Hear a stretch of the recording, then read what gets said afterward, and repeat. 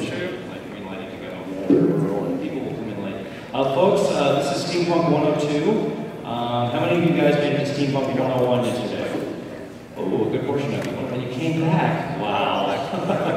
We'll improve. You actually trust this guy? Yeah. Right now we have some lovely volunteers who are handing out some information around the crowd. This little piece of paper has our Facebook contact info. If you're from the Dallas-Fort Worth area, you're trying to, people keep asking me, who can I get in contact with? Who's the regular group here in Dallas-Fort Worth? That's the Steampunk Illumination Society, and they're there on your piece of paper. Then on the flip side of that piece of paper is an advertisement for Twisted Skies, the Steampunk card game, because we are looking for new Steampunks to feature in the game. The Twisted Skies card game only features real Steampunks and do not make up characters for that game. So if you have a good-looking Steampunk persona and you think you belong on a trading card, you need to look that information up and get in touch with us so we can get you into the card game and you can be like regionally famous, maybe nationwide. I don't know. How popular are card games these days? Do people still play card games? Yes.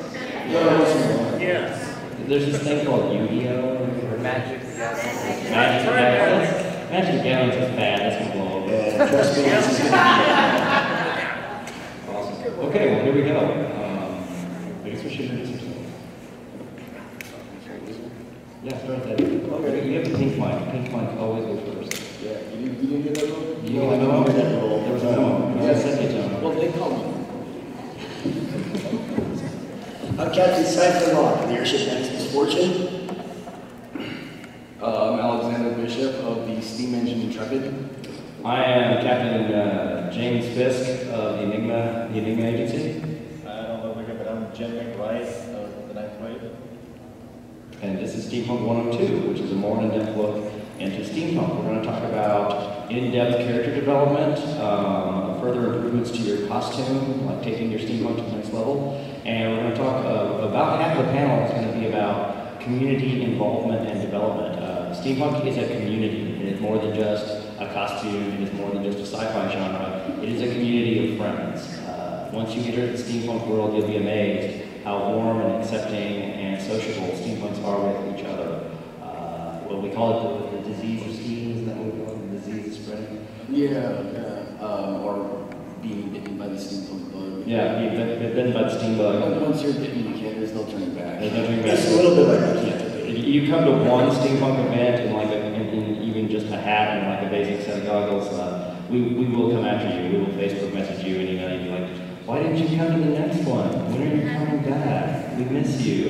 Who are these weird people? I met them once. Yeah, if you ever get a chance to attend an actual steampunk event, such as AnimeFest or Octoponicon or any such events like that, you'll come to find out that all of these steampunkers that are there in full garb and dress, we act like it's just a family reunion. Yeah, we all know each other. We all hang out with each other. We all buy each other's stuff. Some sort of price. But it's a very warm and accepting community, and so in this panel we are going to talk a little bit about the community, including if you come from an area that doesn't currently have a steampunk community or a steampunk presence, we're going to tell you a little bit about how you get that started and how you start a steampunk group in your area. But first let's talk a little bit about going to the next level of character development. Last time we did this, we started off by talking about our characters, and giving some more in-depth things that we've developed for our personal characters. So, what's the lead off? Pink Mike. Pink Mike. Yeah, apparently it's the rule. Yes. You notice we didn't sit over there.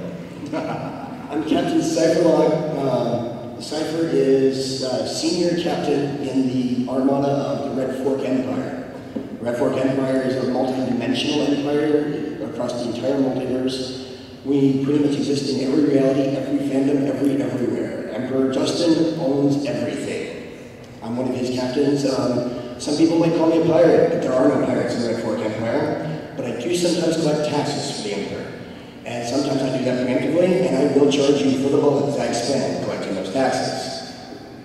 At the end. Yes, that's the end. How far in depth should I go? Because last time I think I chewed like 30 minutes of a panel. Yeah, dude, you went on forever. We got like diarrhea in the mouth of AnimeFest. It's terrible. Yeah, we need to keep it brief. Yeah, keep it brief this time, you know? Yeah. You're evil, you own trains. Move on. Very much to about 10 minutes. Yeah, Alexander Bishop started out as a train tycoon in the Victorian era.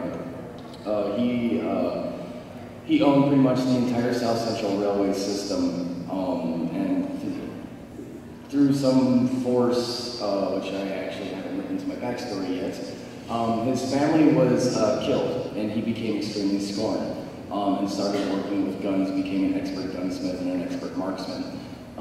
Got with the Dark Professor of Tesla Technology, Dark Professor Paradigm, and joined forces with him to create weapons of mass destruction. And now is a profiteer for many different factions, including the Queen Victoria of the Steampunk multiverse. And pretty much we are the Steam Engine Intrepid is the quintessential bad guys of the Steampunk multiverse, other than the Order. You got that? Not exclusively. If the good guys have enough money to hire them, you probably take their contracts too. Yeah. You're on enough. Captain James Fisk is my character, and he is a good guy. He's a cop. So he's as good as any cop is. The Anime Agency is the Steampunk multiverse agency that repairs the laws of physics that get broken. When these guys, who love to jump between realities and different areas of time and space, rip holes in time and space, or alter timelines, or threaten the very existence of all reality, there has to be so many holes in Fifth Avenue I didn't think anybody else would notice. Oh, old joke. And I like threatening humanity. And all of reality? Well, somebody has to fix those problems. Somebody has to come along and apply band-aids to the holes in time-space. And that would be the Enigma Agency's mission. Enigma is an acronym that stands for the Every World Nullification and Investigative Group for Malignant Anomalies. And no, I will not say that again. Too bad. They'll catch you 2 years out. The foundation of that character was simply because when I met the steampunk community, one of the things that everybody really needed was they're like, we don't have a cop. It's really the evil guys wanted to be evil, and even the good guys wanted to be like air pirates and smugglers with a heart of gold. It's really hard to be a bad boy if there is no good boy. And so when I joined the steampunk community, they were like, hey, Jim, what if you were like the law guy, like you actually like enforced the rules of reality and the laws of physics, like you were a cop for the laws of physics. And that's what we really need, because we really don't have anybody who like tells us what society we're rebelling against. We're all rebelling against a society that doesn't exist because we're all bad boys. And so I am the token good boy in the steampunk community, but even I am incredibly corrupt and can be bought for the right price. So that's a little bit more in-depth with my character, beyond the fact that I can't die. I have the classic Pulp Fiction, but I saw you die merit. I mean, you'll see me explode in a ball of flame, and then 3 panels later in the comic book, I show up, and the evil scientist is like, but I saw you die. That's my only superpower. That's it. And I always have to like disappear when it happens. I always have to appear to be dead, and then I reappear, like the equivalent of 3 panels later in the comic book. And that's my shtick. And people love to do that to me at steampunk cons. They love to be Captain Fisk, but I saw you die. That's a little bit more in depth about how I developed my character and how it came along. You're up. Blue Mike. I basically explore Journey to the Center of the Earth. That's inspiration for my character. I'm a submarine captain, poor Irish farmer, fisherman. There's not much to my character. You're still in development. Yes. Much like these people. Very cool.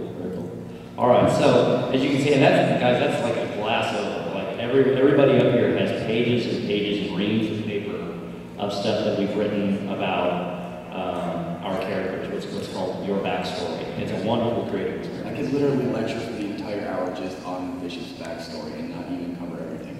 Yeah, I definitely got to the intrepid at that point. Yeah, it's really it can get really in depth. You can have a lot of fun with it. There are no limits because steampunk is very much a genre of no limits.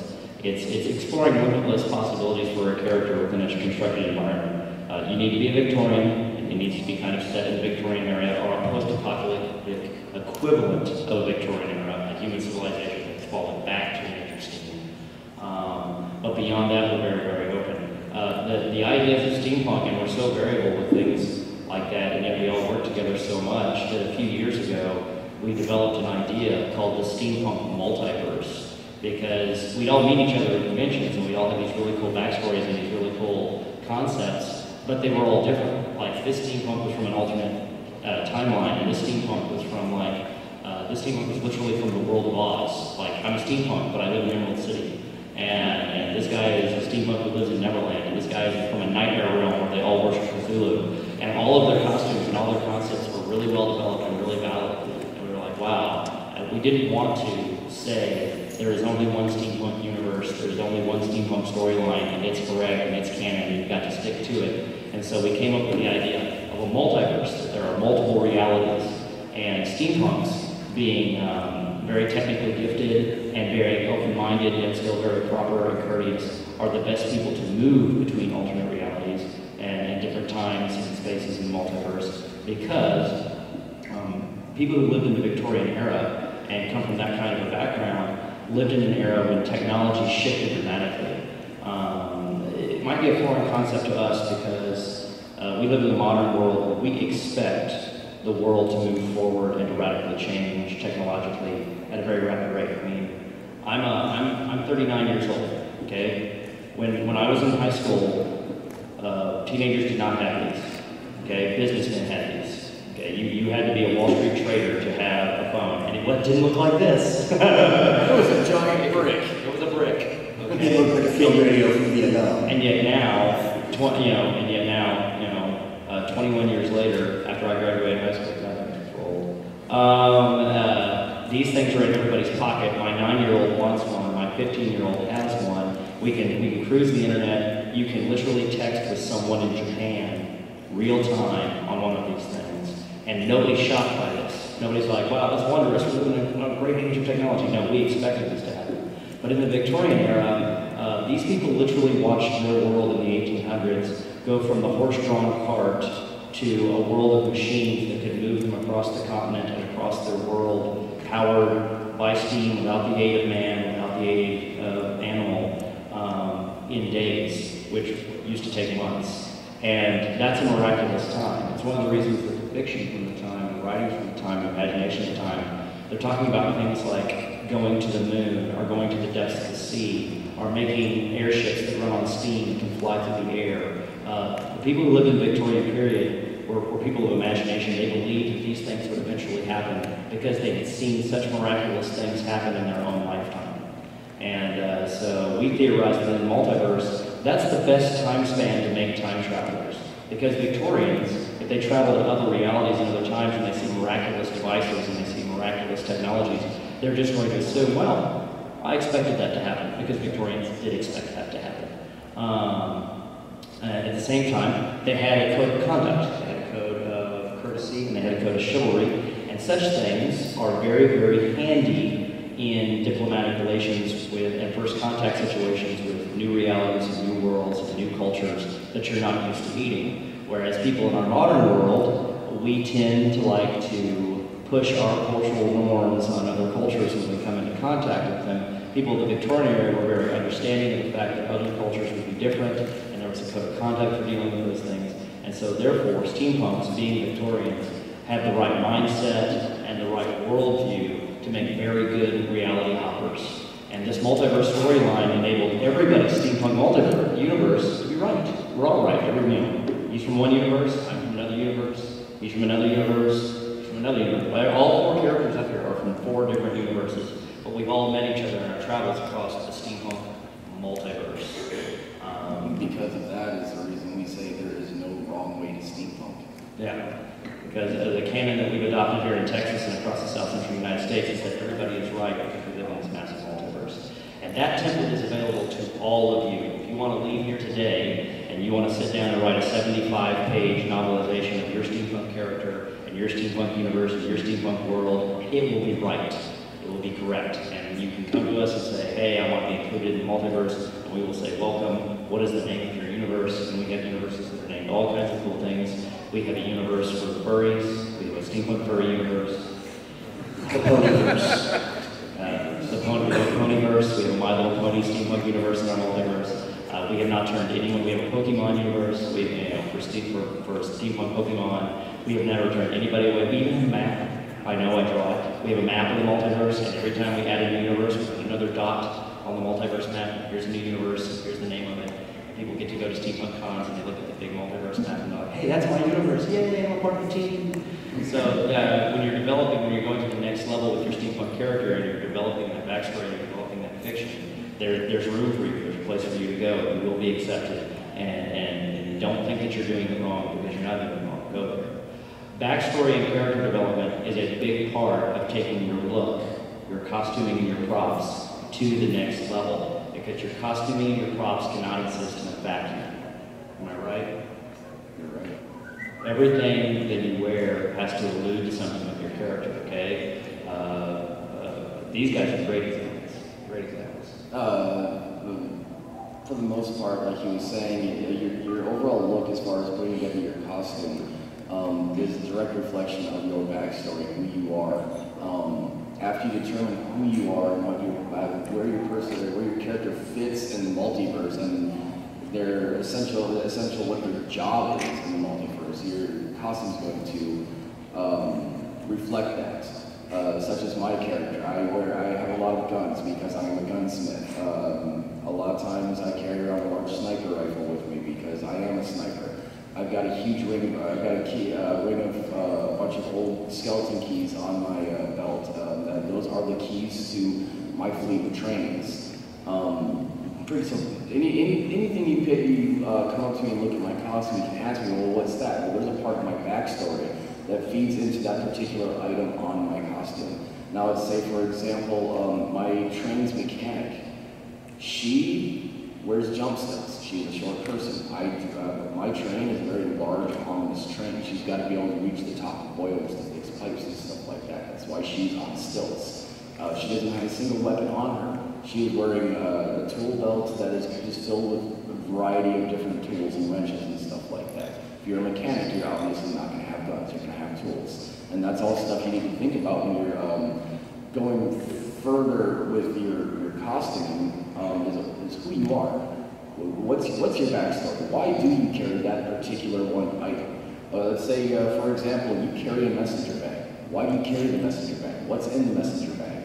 What purpose does that item in the messenger bag serve to your character's purpose? Those are just questions you ask yourself as you're developing your costume for your character. And you can just keep going deeper and deeper. And as you're doing this, developing your costume, a lot of times your backstory starts writing itself, especially once you start asking the questions, okay, what's in the messenger bag? Why is that particular item in the messenger bag? And you start asking yourself, okay, why does my character carry around this particular journal? What goes in the journal? And that's once starts getting deeper into the nuts and bolts in your character itself. Your costume and your backstory is a balancing act. Each time you develop one, you're developing the other. And everything you develop in your backstory, especially if you online roleplay, it just heightens your character even more the next time you go to an event, a steampunk event or a convention where you're showing up in steampunk and you've already been out there in roleplay and said, well, I've got this item on me and it's got this particular type of secret or mystic ability or whatever. And the next time people see you at the convention or an event and you have that item on your costume, it just adds validity to your character in general. Yeah, we've had people point at stuff on our costumes and be like, oh, is that like my arm bracer here that has a snake and a big 2 on it? I went to a steampunk con where somebody read a piece of my fiction that I'd written that included some descriptions about my character, and they ran up and they said, that's your identifier cuff. That shows what regiment you're in the Meridian military. And I was like, yeah, I remember the 2nd Meridian Air Corps. They're like, yeah, it's in the story. It's supposed to have a big snake and a 2 on it because you're in the 2nd Corps. And I was like, yeah, that's it. It's my 2nd Corps arm identifier. And the shrunken head that Mr. Bishop carries around, that's somebody who broke contract with the Intrepid. And people know that when they see that shrunken head hanging off his belt. Why don't they jump out there and let them see it? You can see his keys there hanging off of him too. These are my keys for the Intrepid, and this is the shrunken head in question he's talking about. This essentially is what happened to my first adversary that crossed me and did not own up to a promise that they had made.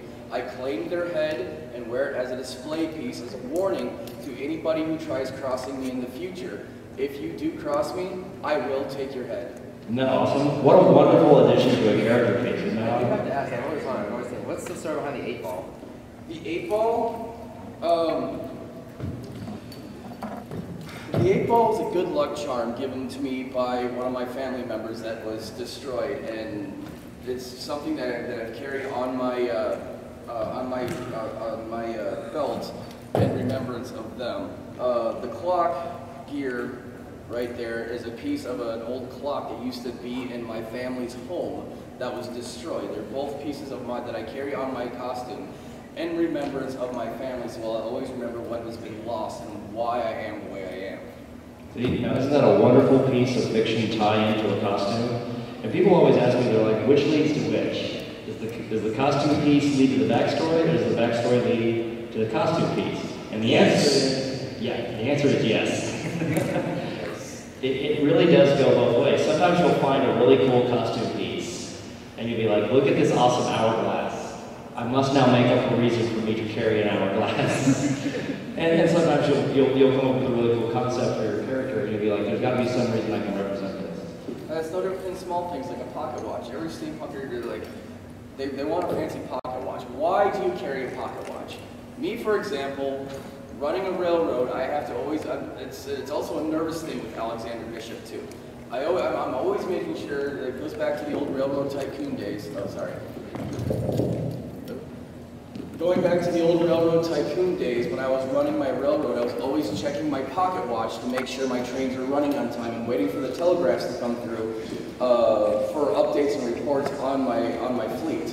So now, as a nervous, just as like everybody's got that nervous tick in a character or what have you. That's Alexander Bishop's nervous tick. I'm always checking my pocket watch, and even I do it at cons too, especially the events where there's a large steampunk presence because it is written my backstory. So like almost every hour you'll see me pull out my pocket watch, flip it open, look at the time, close it, throw it back in my pocket. There's just little things like that that adds validity to your backstory when you're developing your costume as well. Like I said, I've got that nervous tick with my pocket watch. Let's say your nervous twitch, maybe you'll fiddle with a piece of jewelry that you got on your costume. So it's just stuff like that adds extra flavor to your character overall with costuming and backstory. It just makes it that much more robust, if you will. Yeah, the pop factor. Like, you know, sometimes people are like, my costume just does not pop. And it's usually because somebody's going very generic with their costume. They're focusing more on building a look than building a character. And we find that when you focus on character, you get those extra pieces, those extra emblems worked in, and somehow the character looks more real. It looks functional. It looks like the things that you're carrying and the things that are on you serve a purpose or they have meaning. And that's what really makes a costume, especially for steampunks, pop. Because it's easy just to slap on a whole bunch of gears. It's easy just to slap on a whole bunch of leather pieces, a whole bunch of gears. Glue a gear to it, call it steampunk. Yeah, glue a gear on it and call it steampunk. If it doesn't have any meaning, if it doesn't have a story behind it, if it doesn't have a reason behind it, then it's not going to have the same wear effect, it's not going to have the same appearance effect. And it doesn't have to be in depth. I mean, it doesn't have to be, I wear this coat because it's my granddaddy's coat, blah, blah, blah. And people are like, you know, why do you wear, you know, this old Western duster? Well, because it rains, and I don't like getting rained on. I mean, why do you have a hat with a big brim? Because it's sunny outside. You know, it can be that simple. Whereas at the same time, we have people who don't wear hats. We have students who don't wear hats. And then people are like, why don't you have a hat? I'm like, well, because I work indoors.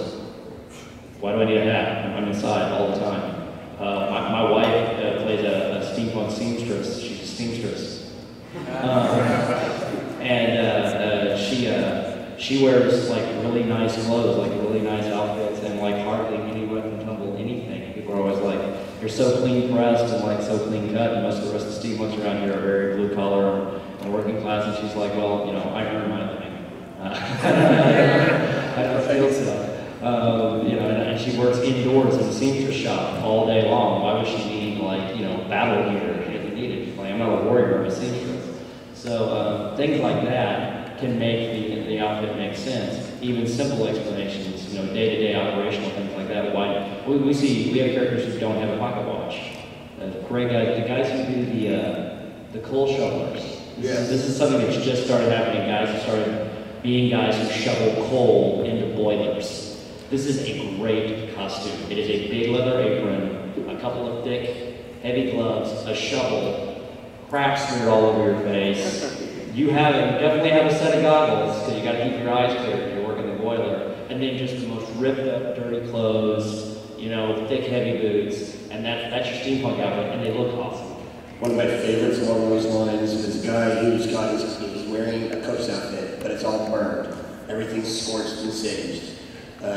He's got all of his utensils, his spatulas and whatnot. He was cooked on the Hindenburg, and all his hamburgers are well done.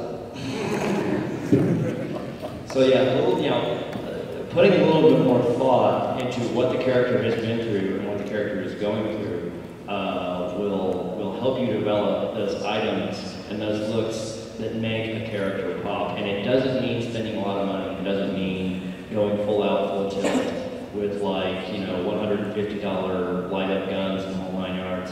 You know, a character that is put together around a concept, and that concept is tight. Dark Professor Paradigm has one piece of really high-speed kit on the entire character, and that's his face mask. Yeah, that beak mask, I believe, is it's actually one of the only items he bought for his costume other than his hat. Yeah. Everything else on the Dark Professor's kit, for the most part, was made. As a matter of fact, his mother made his jacket for him. Yeah. Because a lot of it is because of his size, too. He's such a weird size, it's hard to find. He's a tall, skinny drink of water. Yeah, he's tall and skinny, very lanky. So a lot of his clothes that he has for a steampunk costume, not only to make him look more period accurate, but also just so it fits him really well. His mother makes for him. Other than his hat and his beak mask, everything's completely made. Which is very common throughout every steampunk group. 90% of us, we go that extra mile to make everything that's on our costume. Now we do have the small percentage ones that they love the faction, they don't want to do any of the work. Here's my money, make me something cool. And we love those people. We love those people. Those of us who make stuff absolutely love those people. Be those people if you can. I started Cypher with $20 and clothes in my closet. That's all. It started with that about 5 years ago, and over the course of 5 years, it's built up into this. Every time somebody sees me in an event, there's almost always something that's a little bit different, something that's been added, a new story, and the backstory just keeps growing. It never actually quite ends. And that's one of the things about original characters that gives them that extra 10%. They talk about with cosplay, those little details, is when you find those little details with original characters, it's even more important because you can't go back to reference material for a photo of what it looks like. This exists only in your head until you actually make the costume. And so planning out those little details will really sell an original character. And one of the things that helps is that, come join us. Stand up. You're going to stand up the rest of the day. That's true. Panels are the only time we really get to sit down. I don't know if you noticed. We're always taking pictures with people, and we're kind of expected to walk the con. So, like, the nicest thing you can do for a steampunk is, like, working the con is offer them a chair. Because this stuff is heavy. One of the things that makes story development helpful is being in a larger group, which is awesome because we need to segue into groups. It's time to segue. As we all know, anybody who in here has done some creative writing? Show of hands. Okay. Wow, you're just creative people. Or like worked on a comic book, done some creative illustration. Like any kind of creative project, isn't it a lot easier when you have a buddy, a pal, a group of friends, somebody that you can bounce ideas off of, somebody who reads your stuff, somebody who looks at your drawings and says, well, what about this, what about this? That gun looks kind of silly. I don't think boots should look like that. Why in the world is there a buckle on that guy's hat? Things like that, having those sounding boards. And where that segues into is the idea of steampunk groups. Now, number one, just about everywhere in Texas,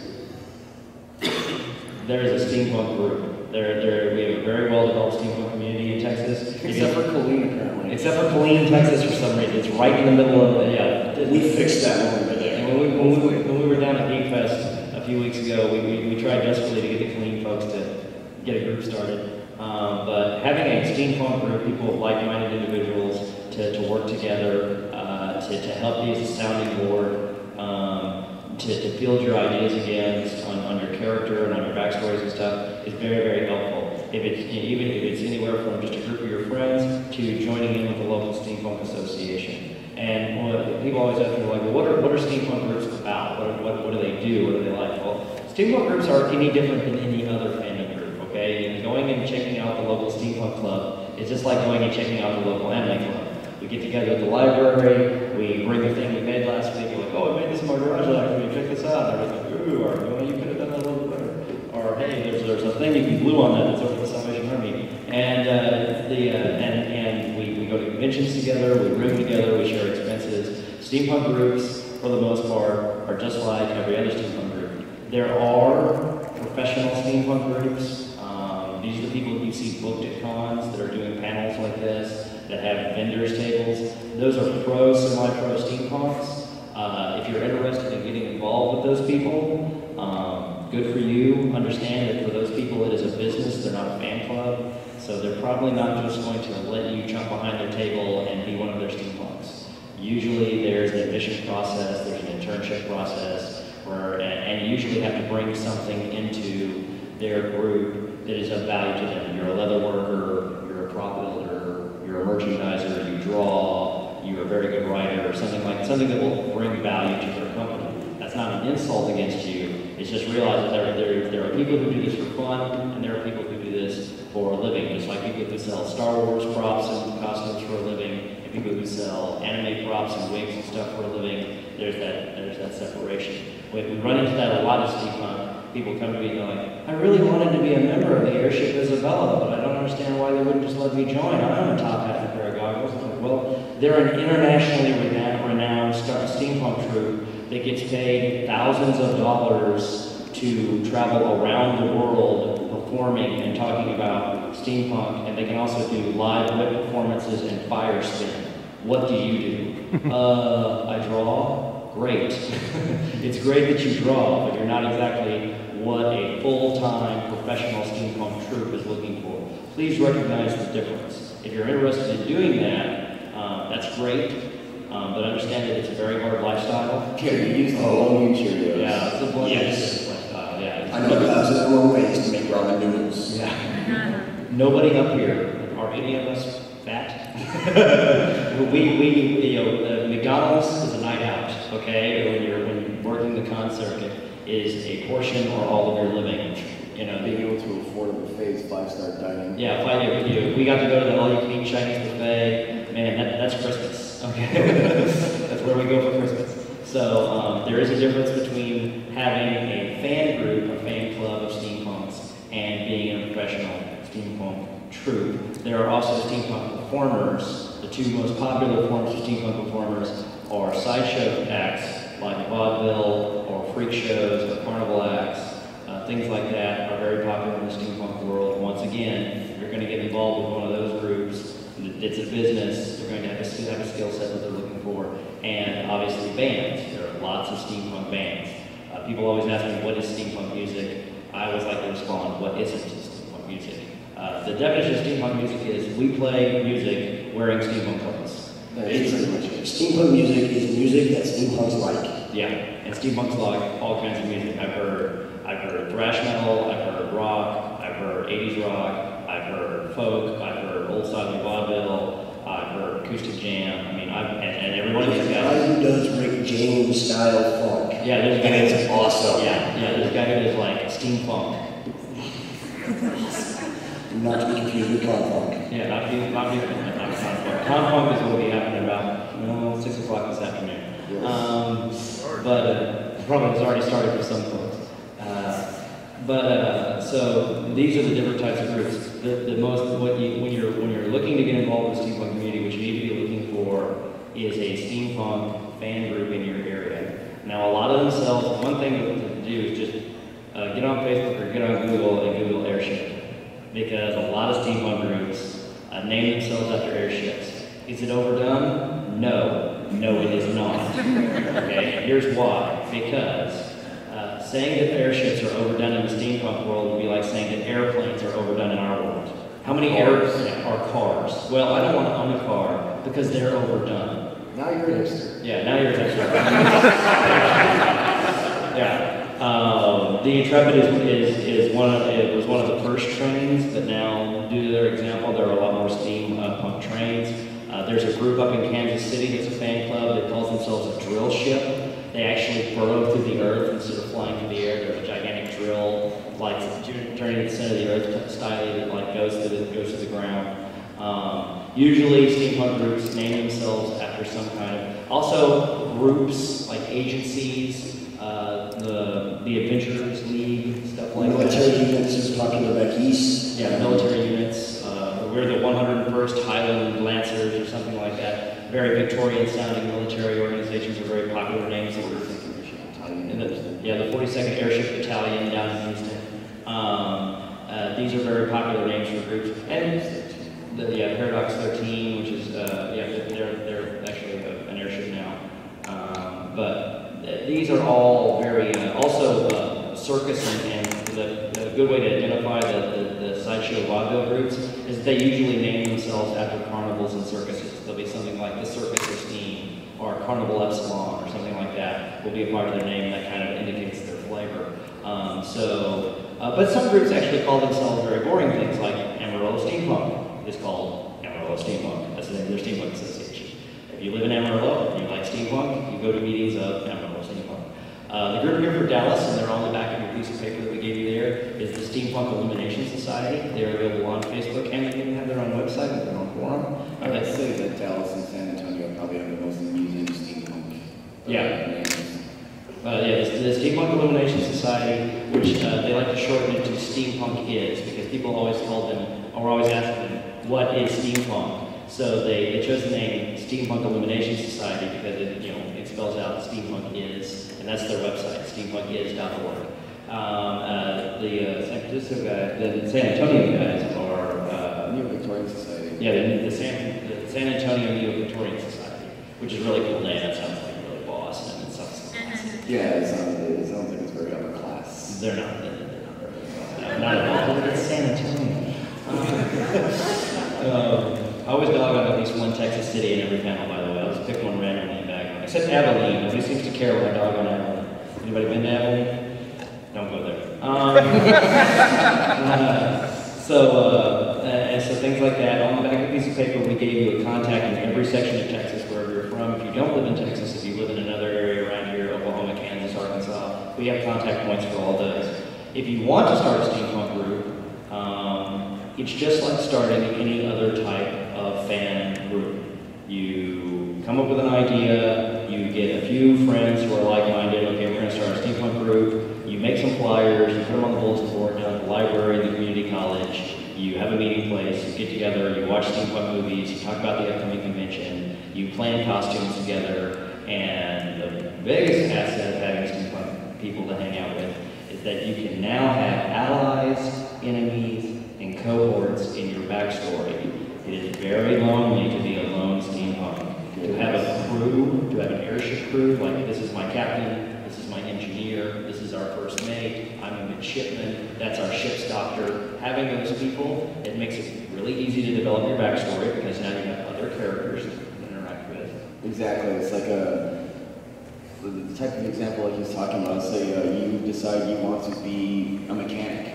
That's your particular job that your character is. Well, what are you a mechanic of? I'm a mechanic of currently nothing. I'm unemployed. You're looking for a mechanic. Best way to try to put a group together, especially if you come across other steampunkers. It's all like, I'm looking for a job. You looking for a mechanic? Great, let's put together a group. And the other cool thing about having a group is a lot of times every steampunker who gets into really in-depth into their costume, they become hoarders. I mean, let's face it, every one of us have at least 2 to 3 rooms of just junk.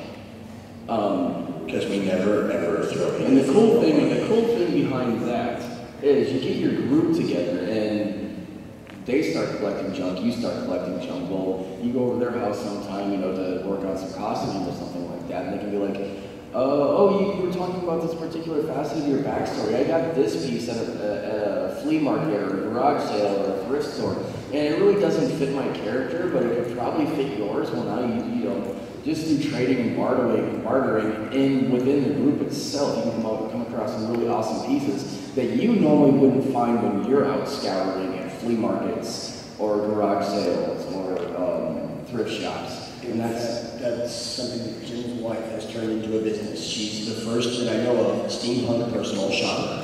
Yeah, my wife literally, we have a lot of the guys who are pro and semi-pro steampunks because they're so busy on the con circuit, they don't have time to thrift store for themselves anymore. They can't go hunting vests and shirts and pants and things at the local thrift stores. And so they call my wife and they're like, I desperately need a green shirt. I desperately need a purple hat. I desperately need a blue cravat. Or, you know, I need a vest with yellow paisleys on it. And she writes it down in a notebook, and like every Saturday. I don't see my wife for like 5 hours every Saturday because she's like hitting all the Dallas Metro thrift stores with her little list. Okay, the Airship Isabella needs a blue vest. Cypher needs a cape, and it needs to be made out of like white taffeta. Emperor Justinian needs a new cravat, and it must be yellow with little blue duckies on it. You know, just that must be peanut. Yeah, that's peanut. Being involved with a group gives you a support network. It gives you other people to work with. It can provide incredible depth and a fallback position and source material for your character development. Practical features are, okay, who wants to pay for a hotel room at the Sheraton all by themselves? Have you seen the price on these suckers? Yeah, you're crazy.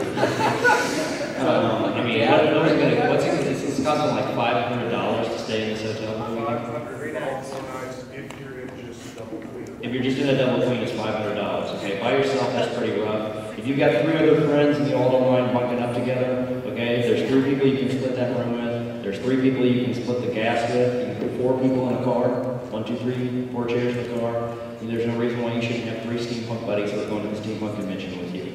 And if you're all going to go together and you're all going to room together, then why not call yourself an airship and all have characters that work together? It just makes sense. And it also gives the rest of us a really good identifier. We all know who who to send people for when somebody says, I'm from El Paso, Texas. You need to go talk to the Coyote's Fortune. You need to go talk to the Airship Coyote's Fortune. They're out there in El Paso. You know, people are like, hey, I'm in Amarillo. I don't want to do my own thing. Is there an airship in Amarillo? Well, yeah, there's actually 6 airships in Amarillo. But the best one to start with is the Airship Iron Shark, because they make a job of starting little baby airships out of their airship. And it's just a really cool thing. Yeah, they're a mothership. Isn't that cool? They're an airship that's dedicated to starting other airships. That's really cool. You know, and once again, having a name and having an identifier and letting people know where you're from, it allows us, the rest of the steampunk community, to send you people for your group. It also gives us the ability that when people ask us, like at cons approach and they say, this happens to me a lot. Cons approach me and they're like, hey, there's a convention in Conroe, Mississippi. Would you come? No, I will not come to Conroe, Mississippi.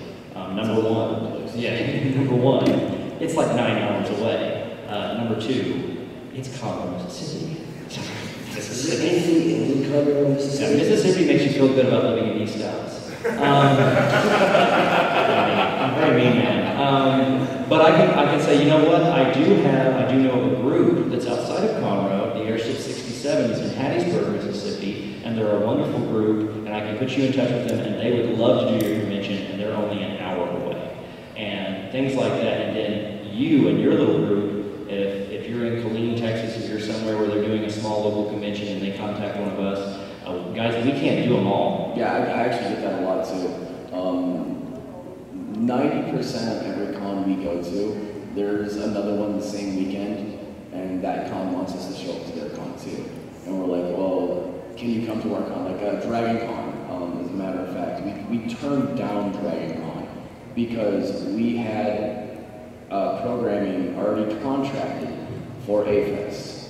So we had to tell the programming director from DragonCon, I'm sorry, I'm not going to come to your convention because I'm already under contract with programming and responsibilities with AFest. And they're like, oh my God, I've never had somebody, a group say, I'm not coming to your con because I'm going to, quote, 10 minutes? Yeah.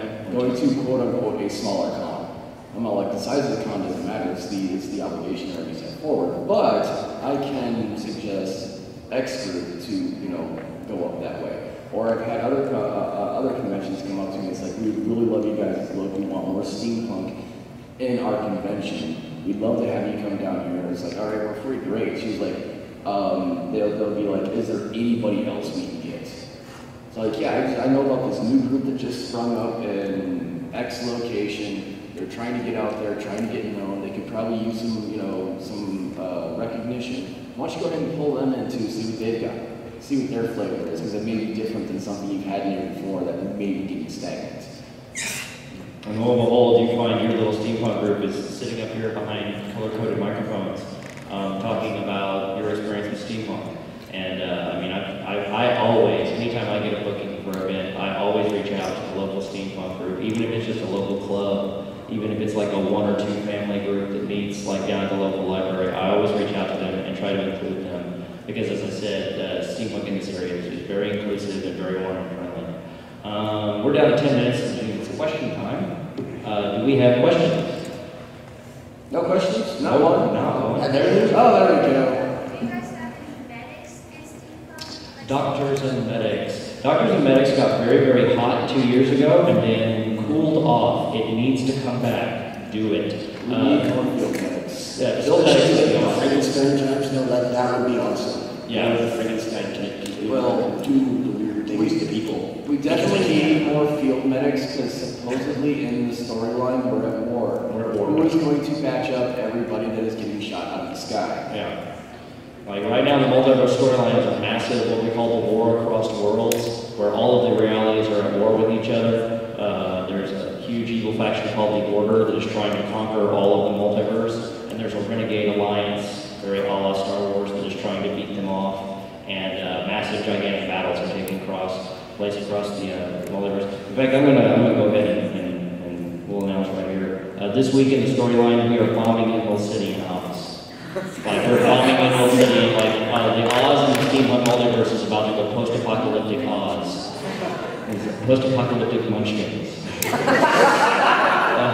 gotta love harmonic cannons. Yeah, harmonic cannons. Tear that place up. So yeah, field medics would be great. I saw some more hands, more questions right here. Does anybody need a minister of propaganda? Ministers of propaganda, we love those guys. Especially if you like show up at an event with like flyers and you proselytize, like you get up on your soapbox and you rail on about your steampunk dogma. We love those guys. Yeah, Those guys. especially with a character like mine. I'm an evil character. I love ministers of propaganda because it's a tool for misdirection. Yeah, that's an awesome comment. You back there, Do you guys have the, people who live underground and stuff, like who build it, Subterranean steampunks. We do not have anybody doing subterranean. Oh, you do, yeah. Technically, a reality within a reality. Yeah, and pocket realities within reality. There's a few, not enough. No, you live under the water. You live underwater, No, right? that's how I access. There is a one fantasy that is a bullshit, but it's a trope that isn't really well explored yet. There's a lot of room for new ideas there. Yeah, there's a lot of room there. It would be really cool. Some other hands come up. Just keep throwing them back up. Right back there in the green shirt.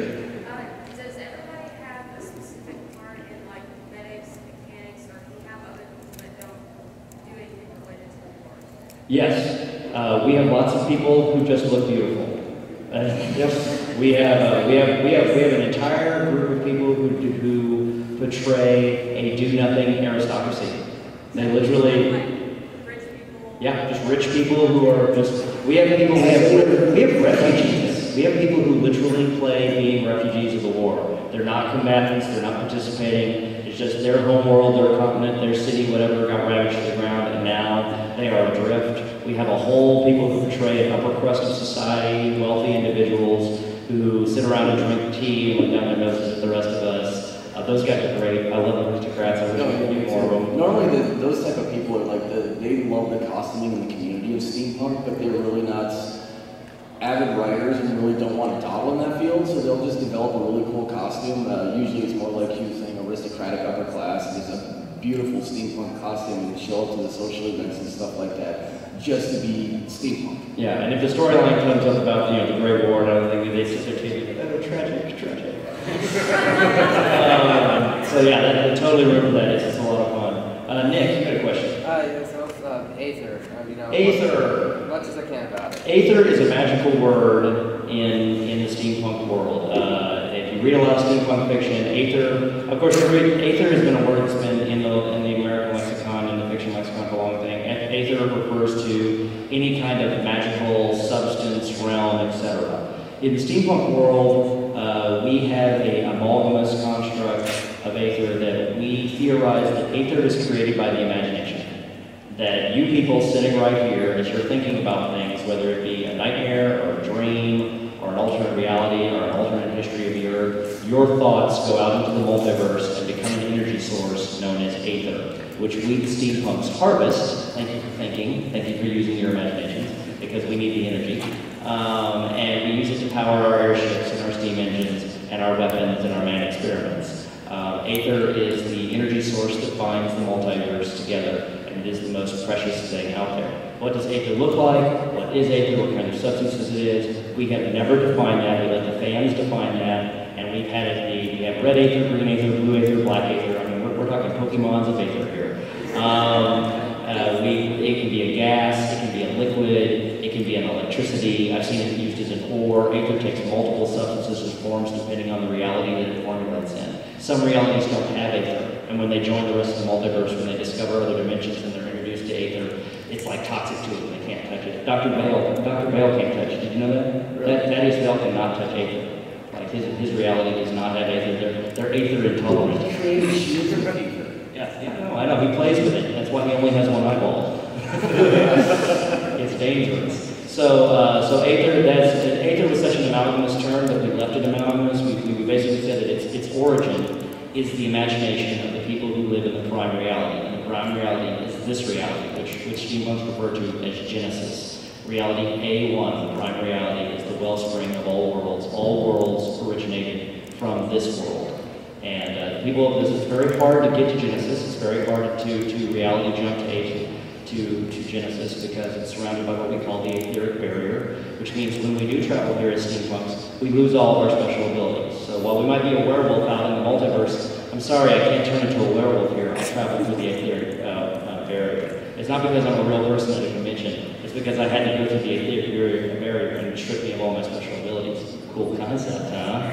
Yeah, it's like the similar theory with my battle armor has what I call the interdimensional jump mechanism, which allows me to instantaneously travel throughout realities in the multiverse. Well, the reason it doesn't work here is because he's gone through the etheric barrier. So Genesis is the world that is the most dampening on etheric barrier abilities, but it's also the battery that runs the entire multiverse. Your imagination, your dreams, your nightmares, your thought processes runs the multiverse. It all spins around you. You are the wellspring of all worlds. Please don't quit using your imagination.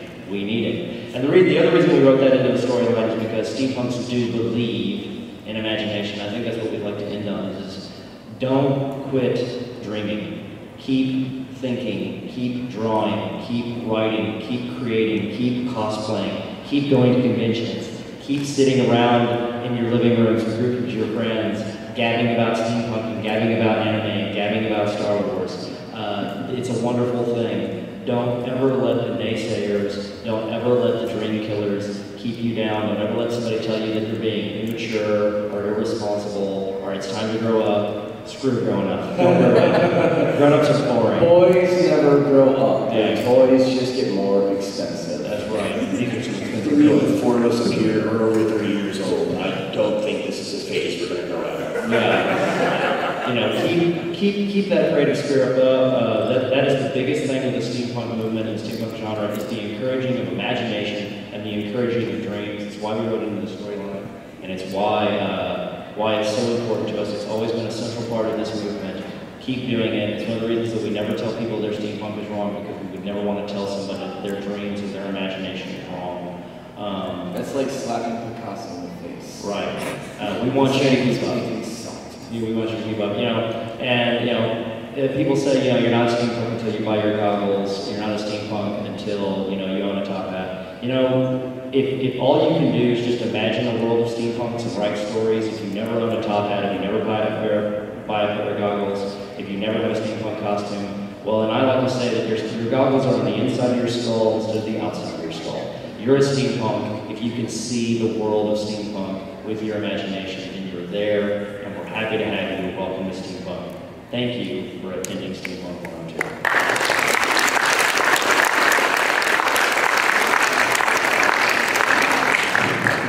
And please, did we hand out all the handouts? Did we give out all the pieces of paper? Did anybody need some contact information? Throw your hands in here. Our handy volunteers will run one to you.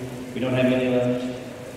If you're with it, if you're in a group of two or three or four, and one of you has a handout, then you can share. Please, like hand them along. We only made 80 handouts. We didn't think we did this big of a turnout. And we'll see you. Please enjoy AnimeFest.